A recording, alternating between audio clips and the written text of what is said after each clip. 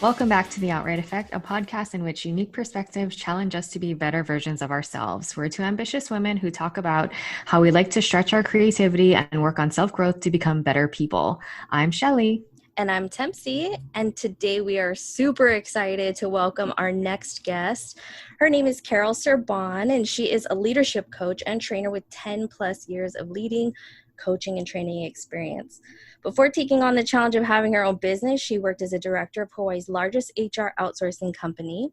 Although originally from Albuquerque, New Mexico, Carol attended college and built a life in Hawaii over her 25 plus years of living and working in Honolulu. She is currently an expat living in Manila with her husband and 10-year-old son, where she's building her business as a coach and trainer to new and emerging leaders. She focuses on helping them be authentic leaders through awareness of her values, beliefs, and a conscious construction of her leadership identity. Carol is passionate about learning and teaching and brings that passion to helping her clients go from rockstar independent contributors in their organization to amazing authentic leaders. Welcome, Carol. Thanks for joining us. Yes. Yeah, this is great. This is great. I've been listening to your guys' podcast and like, oh, I get to be on. This is so fun. We're so excited to have you. So let's get started. We want to know all about your entrepreneurial journey. So tell us all about your business. Well, I am, it's Carol Surban Coaching and Training. I don't have like a fancy name or anything yet. But it's pretty much just that. Like I do coaching and training. I do leadership coaching and life coaching, and I do training in organizations. So I provide organizations with training and coaching for new and emerging leaders. I know a lot of folks focus on like more executive coaching, but my sort of passion lies with those new leaders that are struggling and trying to find their way into, going from that, like I said, that independent contributor to that leader. Because that's a transition that not a lot of people talk about. You're just sort of expected to know what to do. And oftentimes you don't, and you can use some help. And so coaching for me, it's been a powerful tool in my life in helping me kind of figure things out and work through stuff. And I'm finding it to be a pretty powerful tool for new leaders too. Yeah, I think that's extremely important. I can definitely relate. Typically, companies don't have that transition coaching process between becoming, front level staff to leading other people. And so I think it's really important. Yeah. And there's all these challenges that come up. I mean, like most people don't think about it, but like there's usually like okay, I'm going from being a peer to a leader. Like you're friends with somebody one day and then now you have to be their manager. There's like all these crazy sort of expectations. You don't even realize that you have them about yourself, that you're like, you put on yourself now that you're a leader, and you think you have to start acting a different way. And sometimes you do, but you have to be conscious of it. And most of the time we're just not. Yeah. Right. And I think, I don't think it's uncommon for a situation to be where like there's a person who is like great in their job. They're like an expert at it. They do all these great things and can really take it to the next level. So other people identify them as like, hey, that person would be a great manager. Well, here you go. But that person never really knows like, how do I move into that? Right. You're like, I still, I know this stuff, it's my specialty, but now I have to like manage other people. And that is like the newer part of their job that, I think unfortunately there's not a lot of training for. So I'm sure a lot of people out there are thankful to have someone like you in their lives to help them through that transition process and kind of, I guess getting like their footing with how to become a manager when they haven't done it before. So what inspired you to start this coaching training business? Well, it was interesting. I was, the last couple of years I was working in my corporate job. I was doing more and more manager training, kind of like I somehow got identified in the organization as somebody who was doing this well. I don't really know how that works, but, and I think I had done a presentation or something. And I think they realized like I actually had some presentation chops. Like I could stand up and be confident in front of a room. And, the more I started to do that work, the more I realized how much I liked it. Like, work that you do where you're like, okay, you have to do the spreadsheet and you're like, ugh, and you're putting it off. But then this new thing, you're totally busy and this new ask comes in and you suddenly jump on it and you start to pay attention to that. And that's what I noticed. It was like, this stuff excites me. This stuff, like I want to get up and do it. I want to stay up late and finish it. And so that was kind of the first inkling, was like, this is something, there's something here. And when I left my corporate job, I was really I took a break and was on a lookout for like, okay, what do I want to do? And in the back of my mind, I always knew the answer. Like, it was just sitting there waiting till I was kind of ready to own it. And it was really just like, I want to be that person that helps people make that transition successfully. Because it was such a hard transition for me. It was so painful. There were so many days that I know, like, if I were able to look at it with a more objective lens, I wasn't failing, but I felt like I was failing. I felt like a failure, like, as a leader, so many days. And that can't be right. I'm just like, that can't be a right way to live as a new leader. And like, just wanting to be able to provide perspective and tools and guidance and coaching for somebody who is in the throes of that journey, and helping them do it with a little bit more confidence, and hopefully, a little bit more grace and a little bit more compassion towards themselves and others as they're doing it. Because it can be a hard journey for yourself if you're rough on yourself. You can take a lot of hits in your confidence as you go through that space.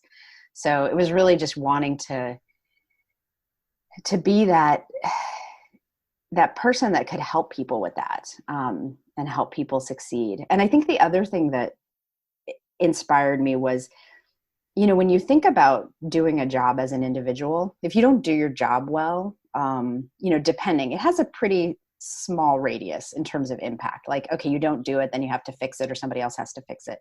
But if you're leading a team and you don't do your job well, the impact radiates for years. Like, you could hurt somebody, you could hurt a person in a way that makes them not capable or not want to do something bigger in their life because of the way you treated them, the way you diminished them.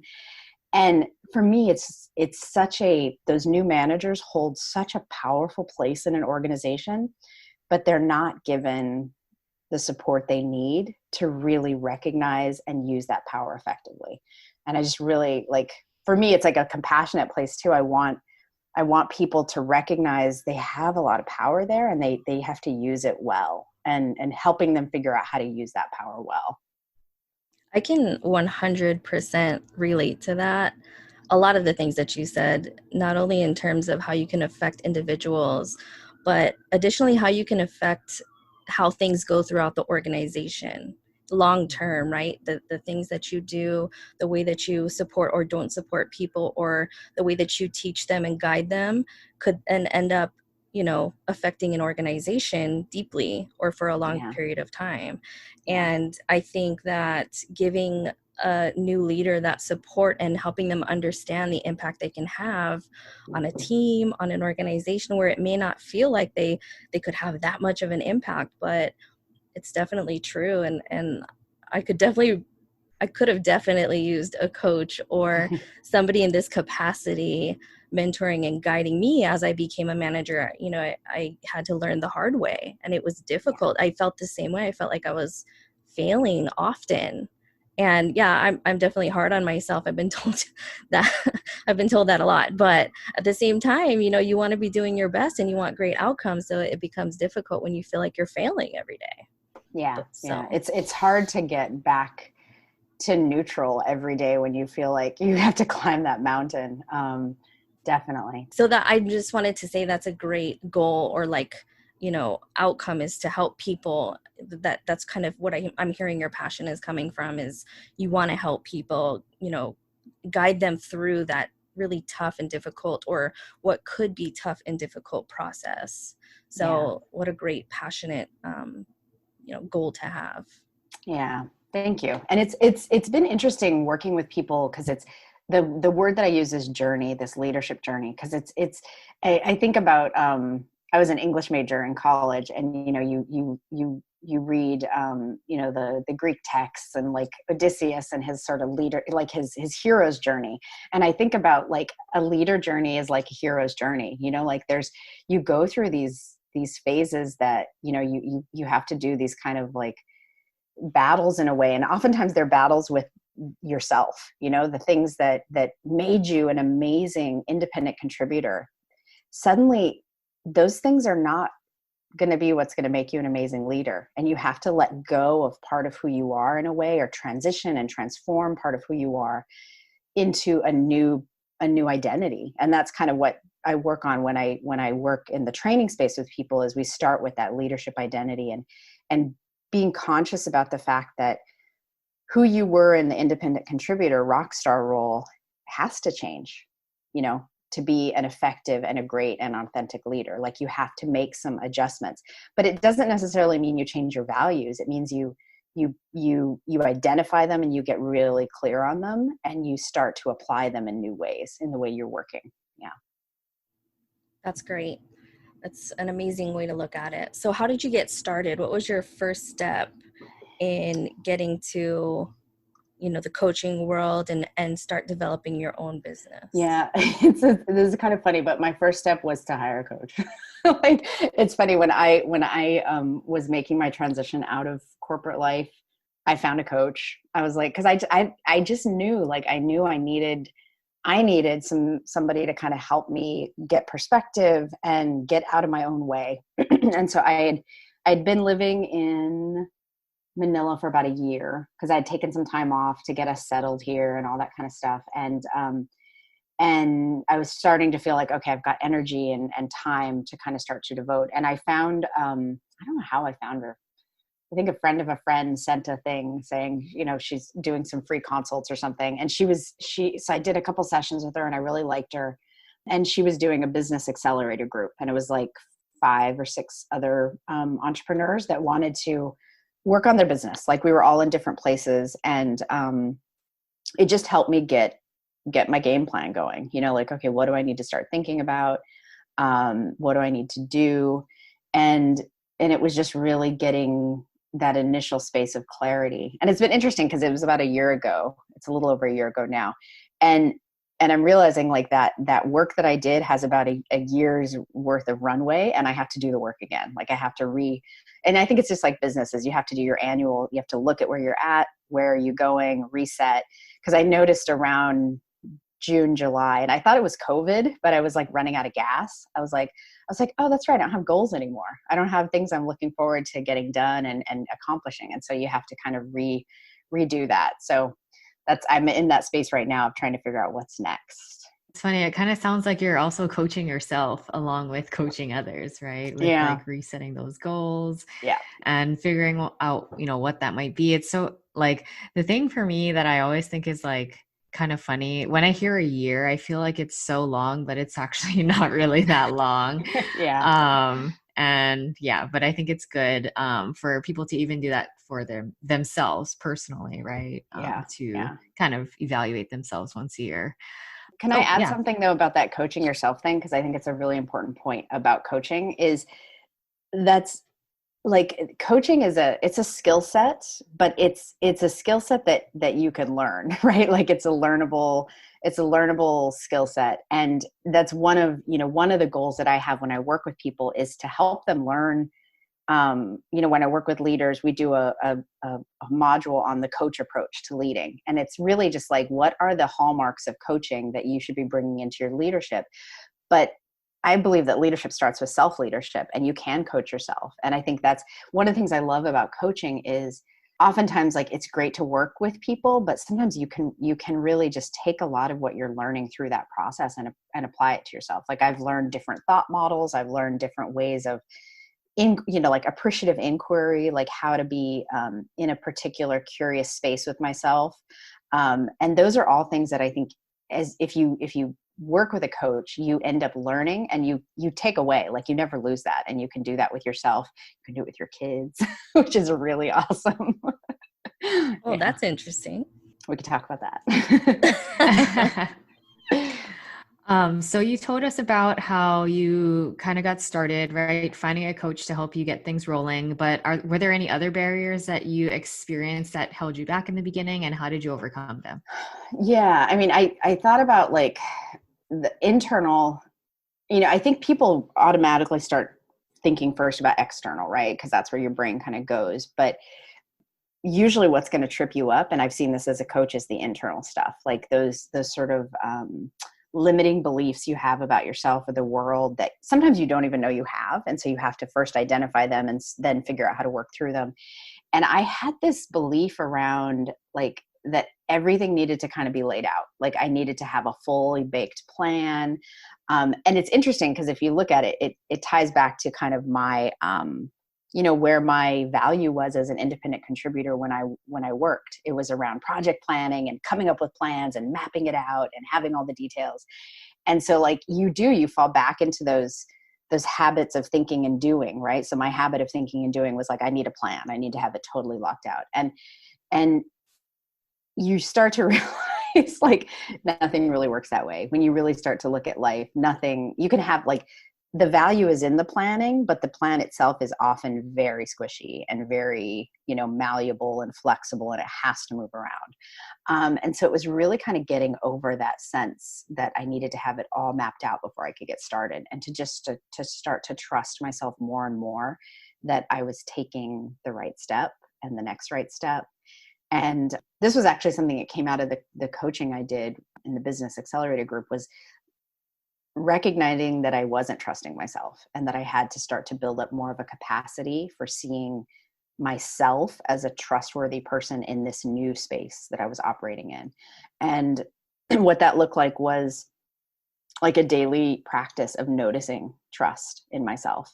And some days it was things that I did that day, and some days it was things that I did years ago that worked just fine. Like I trusted myself to move to Hawaii and to get my education there.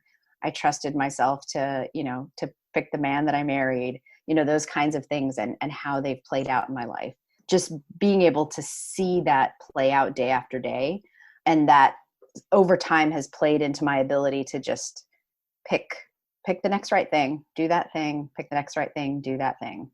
Because that barrier of trust, if you let it get too big and too tall, like it's really hard to get over, I think, for some people. It was for me anyways. Like I had to kind of whittle it down, and I had to have some accountability built in to help push through some things until I could feel like I was doing it continuously on my own. Yeah. Could some of those trust issues come from working in the corporate environment? You have a lot of different people who have opinions on how things should or shouldn't go. Mm-hmm.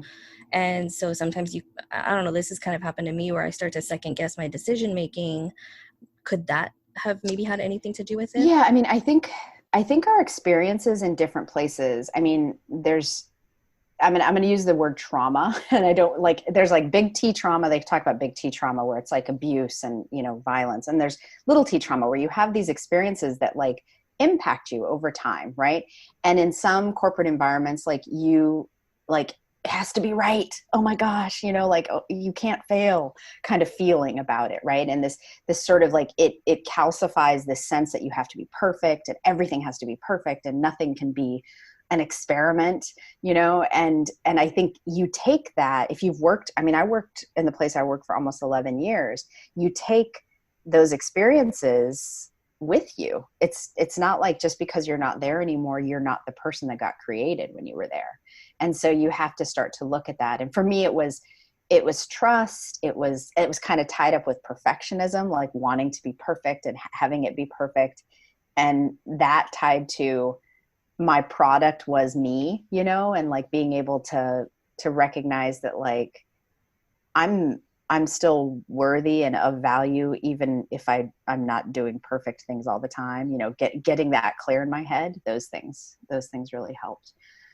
But I think it's also like, I use the word experiment. That was another way that I worked with it, is I started to get more playful around things, honestly, like less serious. Like whenever I start to get really serious about something and start to think that, oh, this matters, like it has a lot of weight, then I think, okay, I need to run an experiment. Because an experiment is like, you're trying new things. And it just gets my mindset out of this space of heaviness and, oh, the whole world is going to crash if this doesn't go well, to like, hey, we're going to try this, we're going to see how this goes. And if it doesn't work, then we're going to try something else.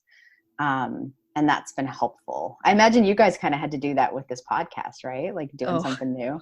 absolutely. But that's a great tip. I don't think we called it that. You know what I mean? Like, I don't think we set our minds to the fact that it was an experiment. We just knew we wanted to have some fun and try this out. So it was more of the mindset of just having fun. That's the goal of this podcast, and it's going to continually evolve. But one of the things that you had mentioned about not waiting until something is perfect, that's actually, I think, the second or third time that's come up in our interviews, and you're the third interview we've had.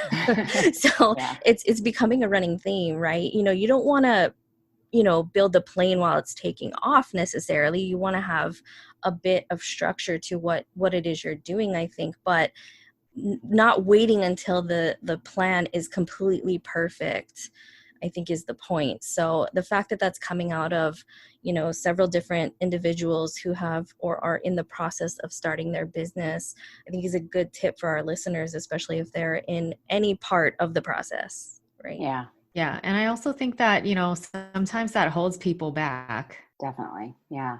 And it's one of the things I'm just realizing too is if you make it all about you, if you are doing this and if you don't do it well, then you're not good, right? But if you make it about, like for me, it's about the people I want to serve. It's about those new and emerging leaders. And it's like, if I don't do anything, they're never going to get any help, right? From me anyways. And so whether or not my help is perfect or not, if I do nothing, the impact I want to have in the world doesn't exist. And I think for me, it's been this process of kind of taking myself out of the equation a little bit, right? And like, this is bigger than, like, making it bigger than myself. This is bigger than me. This is about an impact I want to have in the world. And if I make it about me, I'll never make an impact because I'll be too afraid to step out of my door, That's a great point. So focus on the goal that you set out to do. Yeah. Great. And it's also like, I think it's really one of the things I work with new leaders is we create their kind of their leadership, their authentic leadership mission statement. And I kind of have that for myself as a coach. I haven't codified it, but I've talked enough about it. And it is really about, it's not about me, it's about the work, and it's about the impact that I want that work to have. And I don't know, it gives me more courage, I think, to be able to show up for it when I realize that it's not about me. It's about this thing I'm trying to create. Yeah. That's great. Well, how do you keep up with business trends or like the ever-changing business environment? Yeah, it was an interesting question because I'm like, trends, huh? Because I'm new to this, but I'm realizing I'm not that new to it because I've been curious about this for a long time. Like ever since I became a manager, like I've jumped into the space of learning how to be a leader and what's important and what's all of the ways that you can kind of like engross yourself or immerse yourself in this learning. And I think one of the things I've noticed just in the couple of companies I've worked with and in talking with different professionals and different leaders is the growing role and importance of emotional intelligence in the workspace, and how I do think it's going to be it's going to be a space where effective and successful organizations and leaders peel off versus ones that keep doing the same old. I think there's going to be a difference. You're going to start to notice differences in organizations, and that is going to be at the root of it, is just people being able to show up as full human beings. And in order to do that, you have to have an understanding and an appreciation for the emotional life that people live. And so many years it's been like, work is not the place for feelings, right? Like that's not the place where you should have feelings. And it's not personal. I love that. I'm like, everything is personal. Come on. We're people. Of course it's personal. And so like just starting to recognize that as a reality, I think is a really big shift. And the leaders that can do that with grace and with compassion for themselves and others, and with with awkwardness even, but do it, right? Like, leaders who are willing to be brave and do that work, even if they're awkward, get a lot more from their people than the leaders that pretend it doesn't exist. And I think that's a big shift that we're going to see more and more. It's interesting. My son, I have a 10-year-old son, and we're doing remote learning here. And I was like, my ears just perked up one day. Most of the time I'm kind of like drowning it out. It's background noise. And they were teaching them about the emotion wheel and like the core emotions. And I was like, oh my gosh, this is so great. Because this is the foundation of people being people working together, right? Is recognizing emotions and being able to manage them and identify them. And I think that's the future of coaching in the workplace, and of like that, being able to bring that more into the space. Definitely. Yeah, absolutely.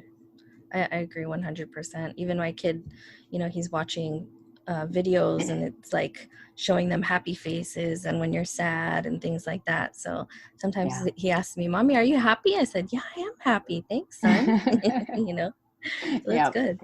Yeah. And just being able to like name those more granular spaces that we get into, I think it's really helpful.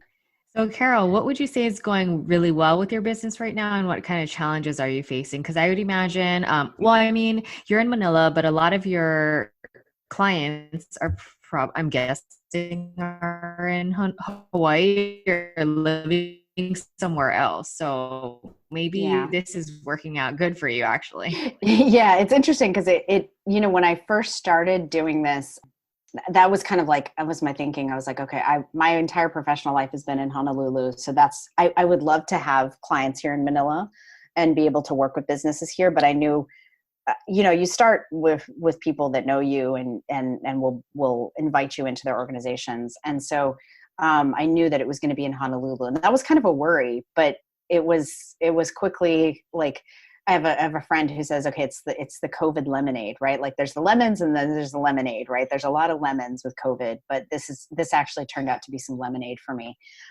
in that people got used to online stuff, So I was worried that like people were going to kind of like, oh, this online thing, and now it's like nobody bats their eye at it. Like it's like, okay, fine, and it's even more. Everybody's more human and forgiving about it, It's even more kind of flexible and free about the way people are working with it. So that's actually turned out to be something that's working out really well right now. And in terms of like challenging, I think it's the challenge that everybody's going through right now. It's the juggling act of parenting and working, and now COVID, all the different ways that makes life challenging. And having your kids, for me, like it's all distance learning. So having everybody in the house pretty much all the time is kind of challenging. But you learn how to, I don't even say juggle, but like you kind of rearrange. It's sort of like you rearrange the spaces in your life, whether it's the time spaces or the physical spaces, to start to line up with what you need. And so that's been challenging, like, and I think it's going to continue to be challenging, honestly. It's just recognizing that like there's a kind of a process of like something new comes in and you sort of have to figure it out, and then you kind of get into a groove, and it just kind of cycles through that over and over again as we continue to go through the different phases of this pandemic and what it's going to mean for our lives and our work and our kids' lives and all that stuff. Yeah. So in that case, what keeps you motivated through this like weird time, and how things are like difficult to kind of adjust to? Yeah. I love like learning, like love of learning. I don't know if you guys have ever taken those those character strengths assessments. Like love of learning is like one of my top character strengths. And what I've learned is it's true what they say, if you lead and you live with your strengths, you're happier. And so I'm always learning something. I think I have 3 book groups right now. Actually, I do have 3 book groups right now. That's embarrassing. But I have there's a buddy of mine that we are taking a course together, and we just decided, even though the course is ending, we're going to do another thing together because we're such good study mates. Like it's such a great thing. I'm still working on finishing up my coaching certifications. Like that whole thing I love. And it's one of those things that I've learned that it doesn't sort of stop in the workspace. Like I bring that learning into my family. Like I talked about, like, using coaching questions with my husband and my son and learning how those things work. All of that just keeps me, it keeps me on track. And I never feel for very long like I don't have an answer. Not a right or wrong answer, but like a next move. Because I feel like if I don't know what it is, I'm going to figure it out, because there's going to be something that will come into my life that I've learned or that I've talked to somebody about. And it's interesting. Coaching is one of those things that I think it gives as much as it gets, or it gets as much as it gives. Like I learn so much from my coaching clients, like just the process of helping somebody talk through a situation helps me understand stuff about myself and about my own life in ways too. So it's this really great space of learning, constantly learning. Yeah. I love that. That's cool. I also feel like I'm a person who like learns or kind of like reflects when I hear stories from other people. So I can totally see how that comes into play with being a coach and coaching others. Mm-hmm. Are there any metrics or, data points that you track as you're going along with your business? Yeah. I know it's a little bit different because I feel like some other people we've talked to work in like the retail space and stuff like that, where these metrics are very like clear, like they're literally numbers, right? Yeah. But I feel like for you, it's a little bit different. So I think it would be interesting for others to hear, with something a little bit more abstract. Yeah. It's interesting because I think, my business is relatively new, but it's definitely like how many clients I have, like how many individual clients do I have? How many group clients do I have? And for me, like I've done a lot. One of the ways I've really ramped up my learning is I've done a lot of pro bono with friends and family kind of thing, like offering to do that work. And so now I'm in this space of transitioning those to paid clients. And so like, I think it's how many paid clients do I have? I did just, in this learning space, I listened to a webinar last week about, how to like double your business in 3 months or something. It was one of those, but it was in a coaching thing. And she put it down to like, she said, business is math and drama. And I loved it. I was like, okay, give me a formula. This is great. And she said, with coaches, like she said, the math is the number of offers minus the number of no's equals the number of yeses. That's the math, right? Like you offer your services, you take out those. And she said, you want to constantly be increasing the offers. And that means the no's will increase and the yeses will increases. And that got me thinking about metrics. I'm like, that's a really like the paying clients is one thing, but that's an outcome, right? Like that's the yeses. Right. And so I think I'm going to start to look at, getting clear on tracking and looking at my offers as well, because that's also a leading indicator of kind of how confident I am and how many times I'm putting myself out there. So I think for me, that's going to be where I'm going to shift my focus. Yeah.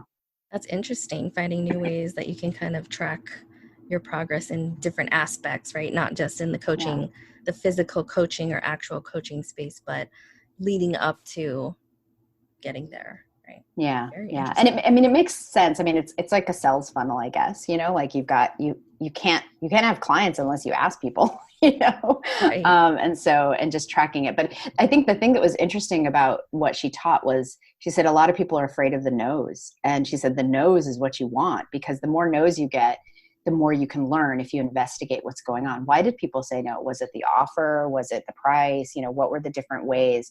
And it gives you data. It gives you understanding. And so that was a new perspective for me that I definitely want to incorporate into how I'm thinking about my own metrics and what I want to track. I'd imagine it'd make you a little bit more resilient too, to hearing no. Like, it's okay. Yeah. The worst thing to hear is no in this situation. Okay, I can hear no a couple of times, right? Yeah. But at some point, digging into it and understanding. All right. So Carol, is there anything exciting coming up for your business that you'd like to share, or, recent things that you've participated in, some highlights that you want to share with everybody? Sure. Well, I don't have like a major online presence. I'm still kind of working on that. It's interesting. People, I've talked to people and I feel kind of sheepish. I'm like, oh, I don't have a website. And then like, but you have clients, like, that's okay.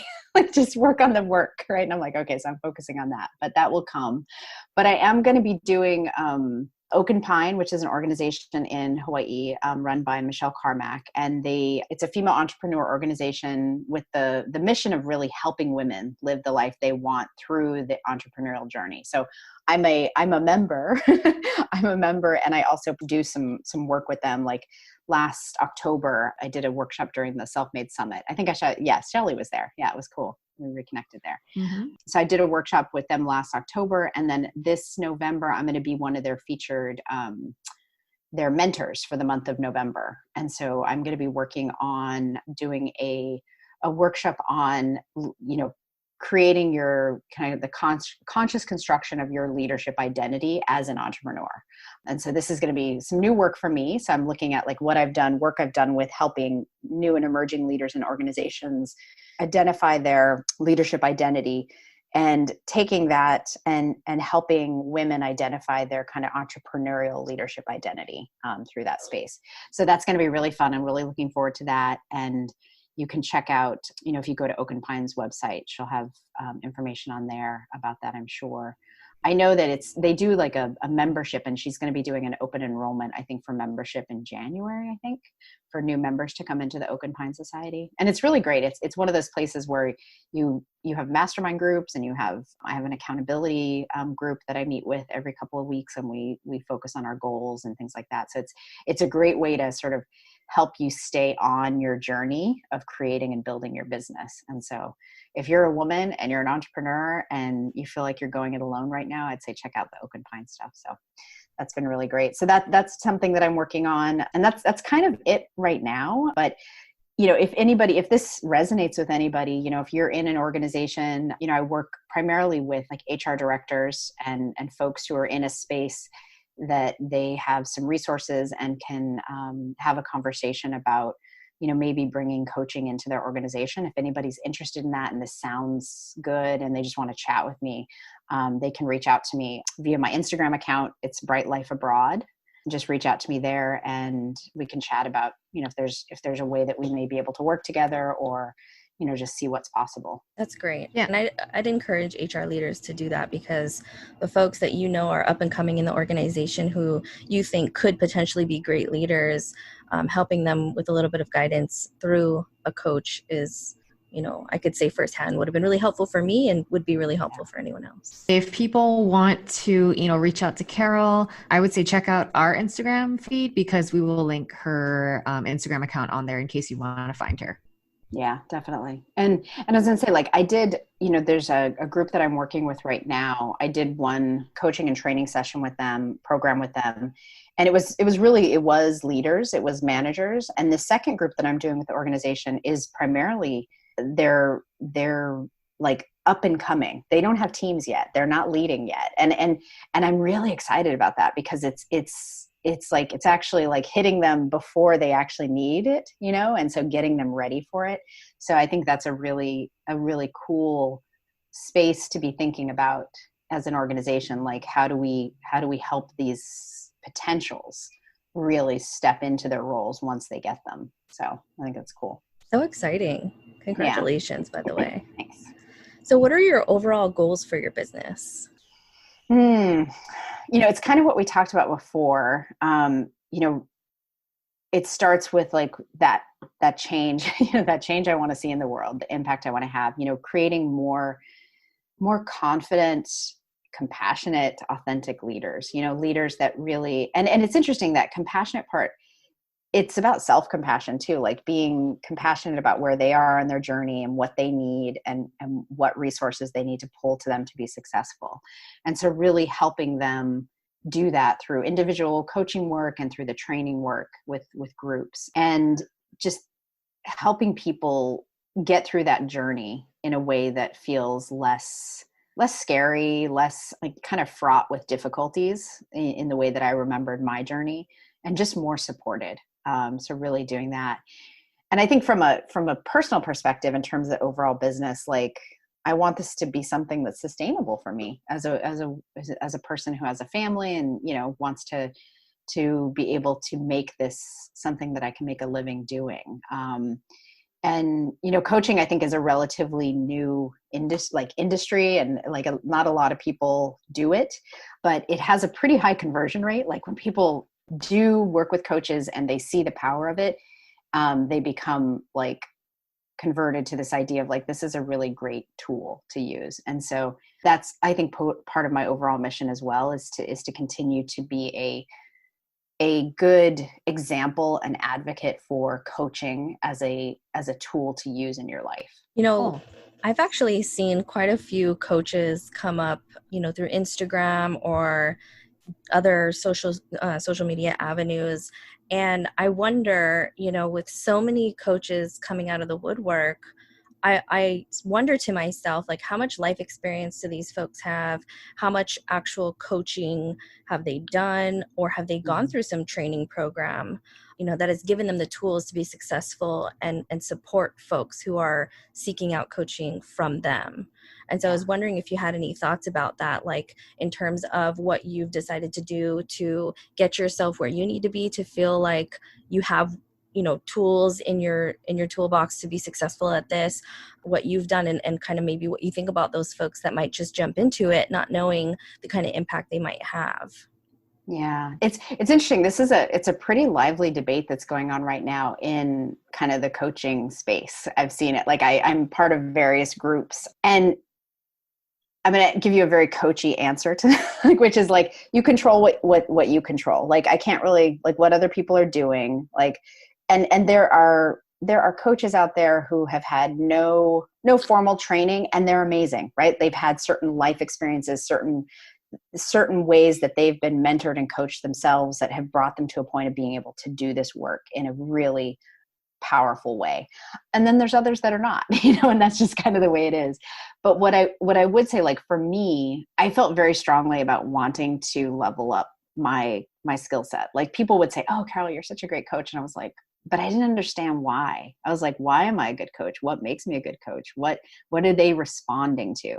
And when I started my educational journey, learning and the process I'm going through right now to get certified, I learned why. I learned what it was, but I also learned a ton about what I was doing not so great, and I think that's for me, that's been a real benefit of like understanding deeply what I intuitively was doing well, but understanding clearly what I needed to do differently to make it an even more powerful and better space. Like, I've learned so much through the education process that I took with the school that I picked. And I think for folks that are trying to find a coach, I mean, I do think that, like, seeing if, what is are they certified? Have they taken the time to do that? That can only help, right? Like that process and making sure that they're certified. But ultimately, I think you have to meet with people and see if do you resonate with them? Do you feel supported?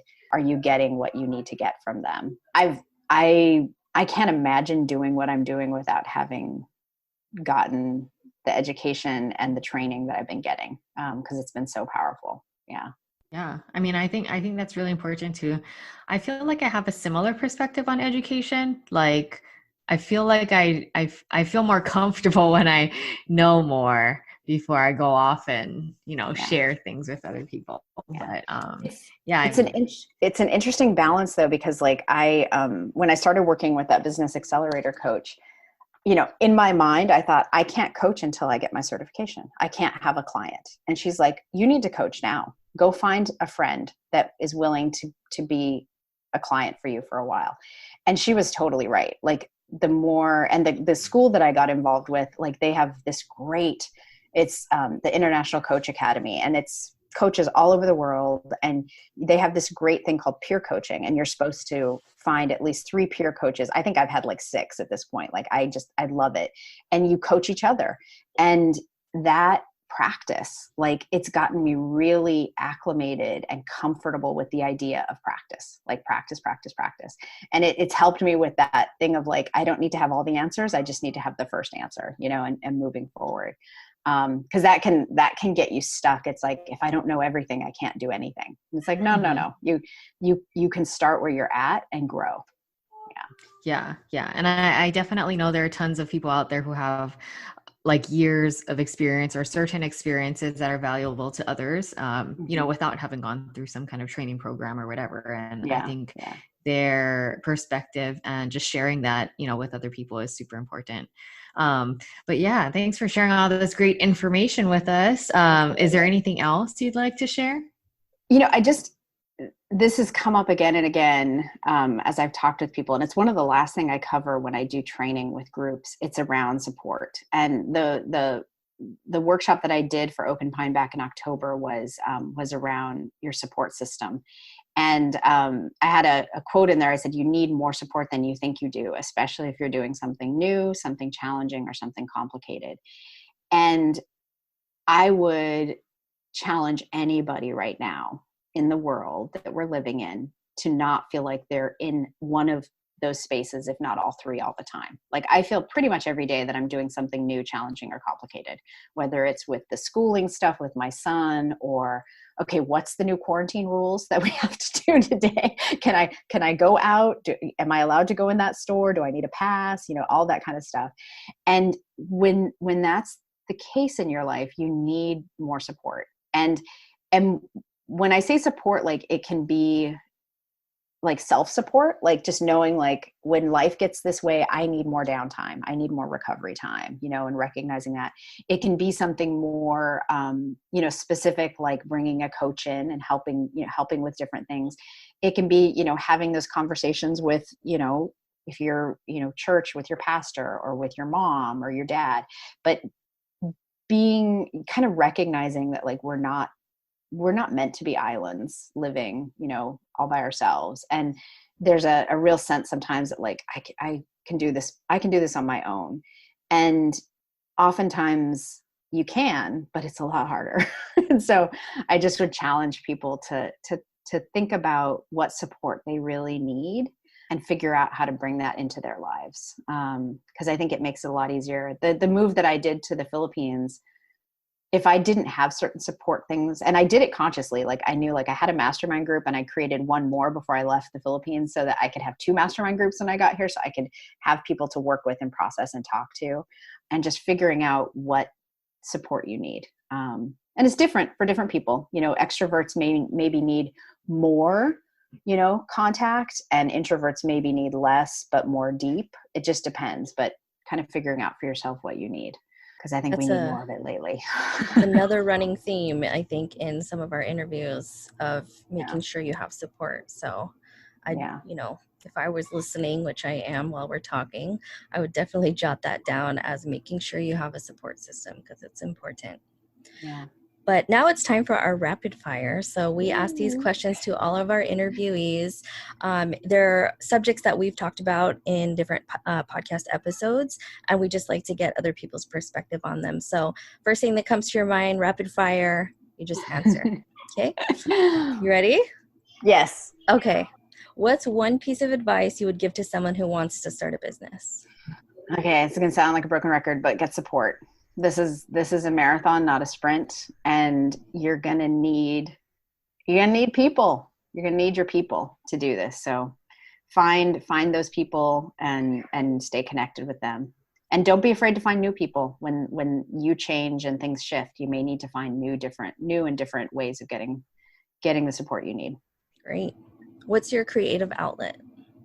I love to do collaging, like even just little paper projects. I have like on my window right now, I have a whole bunch of little things, little sayings that I did. So I love doing collaging. Cooking. I made the best kimchi tofu soup last night. Oh my gosh. You guys would Wow. be, I didn't even use a recipe. It was so amazing. I'm My impressed. son even ate it. I threw some like Thai noodles in there and my son slurped it up. It was great.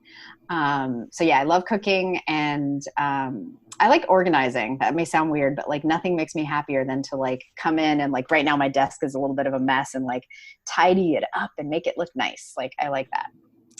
You are speaking to my heart and soul. That's your love language, Tempsy. That's my love language, organizing. Where is your favorite place to travel, or what does your dream vacation look like? Oh, we moved to the Philippines to travel more internationally. Irony.